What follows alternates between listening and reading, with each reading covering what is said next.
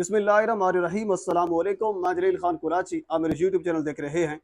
हुज़ूर वाला, आज की वीडियो में पाकिस्तान के सियासी मंजरनामे में कुछ इंतहाई अहम तरीन चीज़ें हैं, वो आपके सामने रखनी है। एक तो खान साहब ने जेल के अंदर 15 मिनट का लेक्चर दिया है। किस चीज़ के ऊपर लेक्चर दिया है, किन को लेक्चर दिया है, ये बड़ी अहम डेवलपमेंट है, वो आपके सामने रखनी है। और इसके अलावा खान साहब को दो और केसेस में, यानी ये तैयार हो चुके हैं दो और केसेस, जिनके बुनियाद पर खान साहब को एक मरतबा फिर जेल में डाला जाएगा, क्योंकि तोशा खाना केस इंतहाई कमज़ोर तरीन केस है। इसकी मुअत्तली के बाद दो और केसेस कौन से हैं, आपकी तफसीर आपके सामने रखूंगा। उन केसेस में खान साहब को एक मरतबा फिर जेल में डाला जाएगा।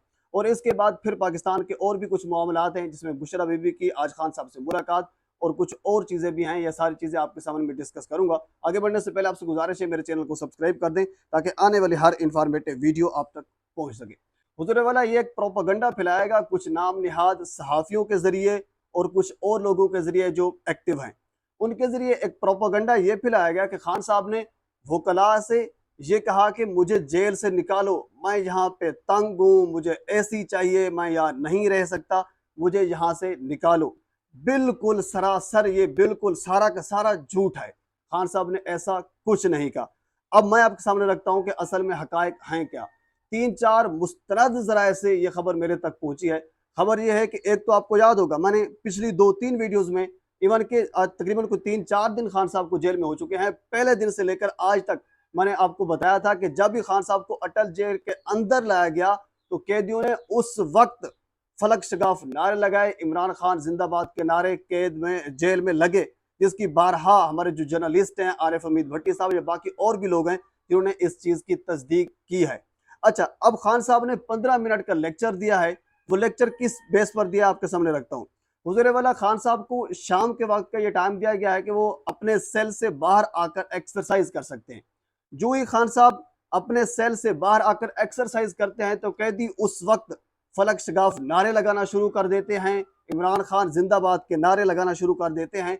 और उसके बाद फिर खान साहब ने ये जो एक्सरसाइज कर रहे थे, खान साहब ने कैदियों को 15 मिनट का लेक्चर दिया एक्सरसाइज के ऊपर, यानी एक्सरसाइज के फवायद बताए। याद रखिए, खान साहब जेल के अंदर हो या फिर जेल के बाहर हो, जहां भी होगा लोगों को फायदा देगा, नुकसान नहीं देगा। खान साहब ने जेल के अंदर भी अपनी बात जो है लोगों तक पहुंचा दी है, फायदे की बात लोगों तक पहुंचा दी है। अच्छा, इस चीज को आरिफ हमीद भट्टी साहब ने ये कंफर्म किया है, बाकी और भी सीनियर जो जर्नलिस्ट हैं वो इस चीज की तस्दीक कर रहे हैं कि बहुत से ऐसे कैदी थे जिन्होंने आवाजें लगाकर ये कहा कि खान साहब, हमारी बड़ी ख्वाहिश थी कि आपको देखने की, आज हमारी ख्वाहिश पूरी हो गई है, हम आपको देख रहे हैं। इसके अलावा जेलर ने खान साहब से रिक्वेस्ट की है कि आप मेहरबानी करें, एक्सरसाइज किसी ऐसे वक्त में करें कि जहां कैदी उस वक्त, क्योंकि जो जेल का माहौल है वो बिल्कुल खराब हो जाता है, डिस्टर्ब हो जाता है, लोग सारे शदीद नारेबाजी शुरू कर देते हैं, इमरान खान जिंदाबाद के नारे लगना शुरू हो जाते हैं, यानी जेल का जो माहौल है वो काफी डिस्टर्ब हो जाता है। तो जेलर ने खान साहब से यह रिक्वेस्ट की है कि आप किसी ऐसे टाइम में एक्सरसाइज करें जिस वक्त ज्यादातर, यानी जो जहरी सी बात है, माहौल तो डिस्टर्ब होगा लेकिन कदरे थोड़ा सा कम डिस्टर्ब हो, आप किसी ऐसे टाइम को सिलेक्ट कर ले। अच्छा, इसके अलावा एक और खबर भी रिपोर्ट हो रही है। आपको याद होगा, जिस दिन खान साहब को गिरफ्तार किया गया था, उसके बाद फिर रात का जो खाना था वो मेजर ताहिर साहब हैं, उनकी जानिब से, ताहिर सादिक साहब हैं, पाकिस्तान तहरीक इंसाफ से उनका ताल्लुक है, उनकी जानिब से उनके घर से खाना भेजा गया था। तो खान साहब ने वो खाना खाने के बाद खान साहब ने आगे ये ऑर्डर जारी कर दिया कि मुझे इसके अलावा किसी के घर का खाना नहीं चाहिए, जेल मैनुअल के मुताबिक जो खाना होगा मैं वही खाना खाऊंगा। आपको याद होगा, एक तरफ से खान साहब ये कह रहे हैं, जबकि दूसरी तरफ आपको याद होगा जब नवाज शरीफ साहब जेल में थे, जेल के बाहर इरशाद भट्टी साहब इस चीज को कोड कर चुके हैं, जेल के बाहर बाकायदा एक रेस्टोरेंट, बाकायदा एक घर खरीदा गया था जहां खाना बनता था, और नवाज शरीफ साहब के जो पर्सनल कुक हैं, वो कुक को वहां पे बिठाया गया था, वो कुक की रिहाइश वहां पे ली गई थी, वहां पे खाना बनकर, यानी ताजा तरीन खाना नवाज शरीफ तक उनके घर का पहुंचाया जाता। इवन की कुछ रिपोर्ट्स तो ये भी थी, शुरू शुरू में खुद नवाज शरीफ साहब के घर से हेलीकॉप्टर के ऊपर खाना लाया जाता और उसके बाद फिर नवाज शरीफ साहब को पहुंचाया जाता, क्योंकि अगर गाड़ी के ऊपर आता तो जहरी सी बात है उसमें काफी टाइम लग जाता, तो लिहाजा हेलीकॉप्टर के ऊपर खाना नवाज शरीफ तक पहुंचाया जाता। ये थी सूरत हाल। जबकि एक तरफ खान साहब हैं, खान साहब ने खाना मना कर दिया, कहा कि जो भी दाल साग होगा, इवन के पिछले दिनों आपको याद होगा, कल परसों की बात है, नईम पंजोता साहब भी यही कह रहे थे कि उन्होंने कहा कि जेल मैनुअल के मुताबिक जो खाना होगा, दाल साग जो भी होगी वो मुझे मंजूर है, उसके ऊपर कोई एतराज नहीं है। और इसके अलावा खान साहब को 4 मुशक्कती दिए गए हैं, क्योंकि कोई भी साबिक वजीर आजम जो होता है उसके कुछ प्रोटोकॉल होते हैं, जो chief executive of the state होता है, जाहिर सी बात है उसके प्रोटोकॉल होते हैं, उन प्रोटोकॉल को मद्देनजर रखते हुए उनको क्लास जो है वो दी जाती है जेल के अंदर। तो 4 मुशक्कती दिए गए, खान साहब ने 2 वापस कर दिए, 2 मुशक्कती रख लिए। और इसके अलावा खान साहब को एयर कूलर की सहूलत जो है वो भी दी गई, लेकिन खान साहब ने एयर कूलर की सहूलत को मना कर दिया। खान साहब ने यह कहा कि मुझे एसी की सहूलत जो वो मुहैया की जाए, क्योंकि 9 मई का कमरा है, अब जब सावन का महीना चल रहा है, चारों तरफ से बंद है, तो जाहिर सी बात है उसमें यानी इवन कि आप खुद इमेजिन करें कि अब इस मौसम में कितना शदीद गर्मी होगी उस रूम में, जो 9 मई का कमरा है। तो खान साहब ने एयर कूलर मना कर दिया है, एसी की सहूलत मांगी है, और साबिक वजीर आजम जो पहले रह चुके हैं उनको एसी मिला था।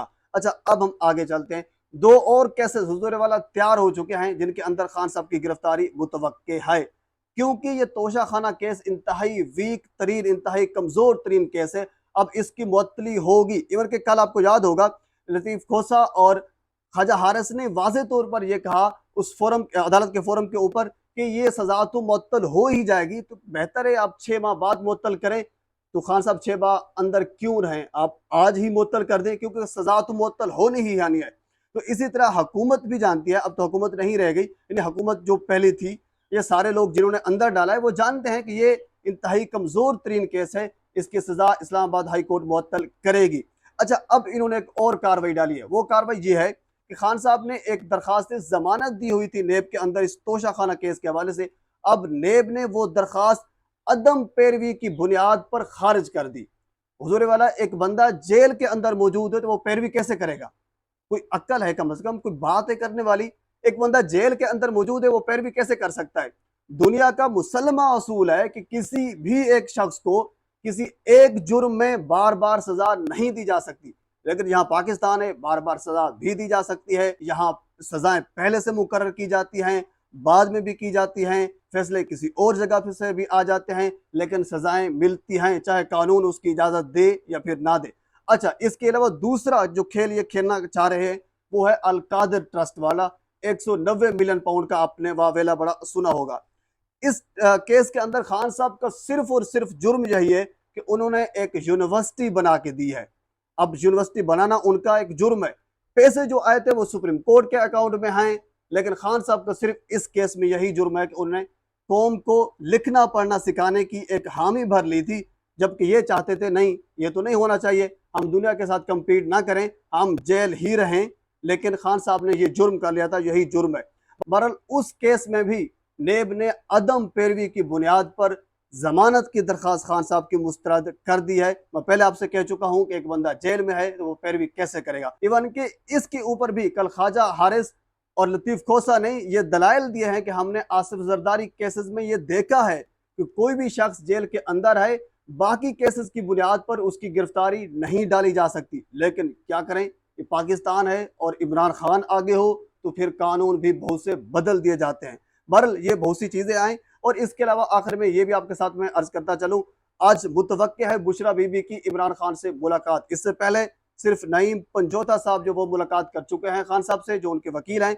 एक मरतबा फिर आज शाम को हो सकता है किसी वक्त भी बुशरा बीबी की खान साहब से मुलाकात मुतवक्के है। वो मुलाकात के बाद कुछ चीज़ें सामने आएंगी, वो भी आपके सामने रखूंगा। फिलहाल पाकिस्तान के सियासी मंजरनामे में ये आप तक की अपडेट है। मजीद इस हवाले से जो कुछ मेरे तक पहुंचेगा मैं बर वक्त आप तक पहुंचाने की कोशिश करूंगा।